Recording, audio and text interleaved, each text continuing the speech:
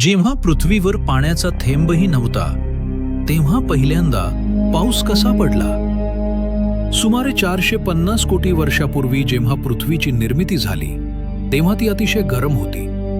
त्या काळात ॲस्टेरॉइड आणि धूमकेतू सतत पृथ्वीवर आदळत होते. त्यापैकी काहींमध्ये पाणी होतं जे पृथ्वीवर जमा झालं. याच वेळी पृथ्वीवर मोठमोठे ज्वालामुखी फुटत होते.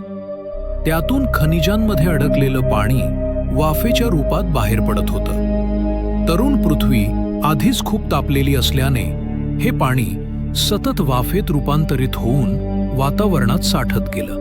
नंतर हजारो वर्षांनी जेव्हा पृथ्वी थंड झाली तेव्हा हा वॉटर वेपोर कंडेन्स झाला, ढग बनले आणि मग पाऊस पडला.